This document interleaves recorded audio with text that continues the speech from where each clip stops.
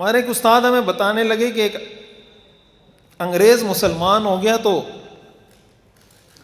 صاف ستھرے رہتے ہیں وہ لوگ، تو مسلمان ہونے کے بعد بھی صاف ستھرا رہتا تھا. بولے ایک مسلمان اس کو ملا اور کہا کہ مسلمان ہو گئے ہو لیکن انگریز پنا نکلا نہیں ہے ابھی تک تم سے. مسلمان ہو گئے لیکن انگریز پنا ابھی تک نکلا نہیں.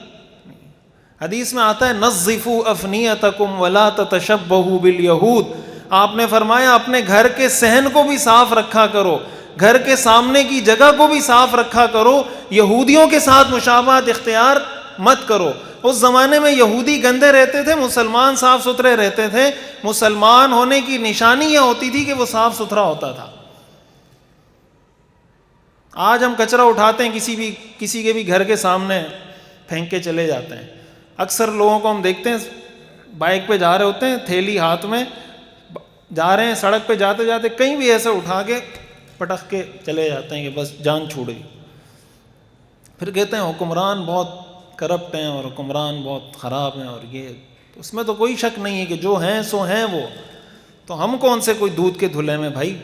جیسے ہمیں ویسے ہمارے حکمران ہیں. اعمالکم عمالکم، جیسے ہمیں ویسے ہمارے حکمران ہیں.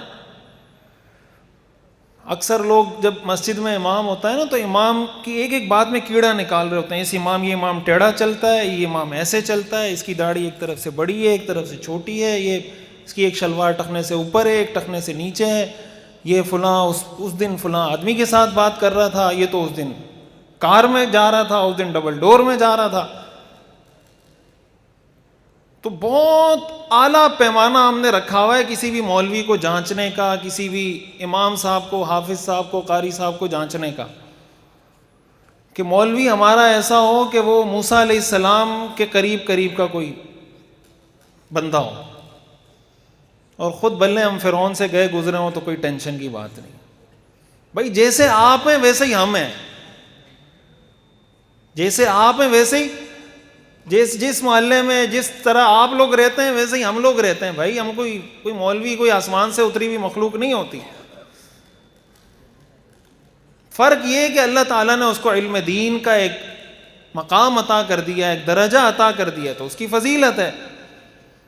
اس حدیث میں دوسرا حصہ حضور نے فرمایا اللہ کی تعظیم میں یہ بات داخل ہے کہ ایک مسلمان بزرگ کا احترام کیا جائے.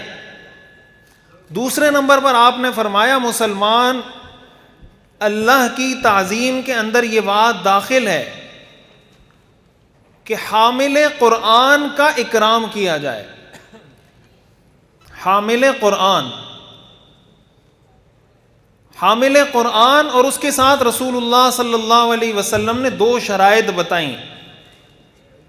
غیر الغالی فیہ والجافی عنہ، کہ حامل قرآن ایسا ہونا چاہیے جو قرآن میں غلو نہ کرتا ہو، قرآن میں غلو نہ کرتا ہو، والجافی عنہ، اور قرآن سے روگردانی بھی نہ کرتا ہو. یہ وہ اہم بات ہے جو میں آپ حضرات کو سمجھانا چاہتا ہوں.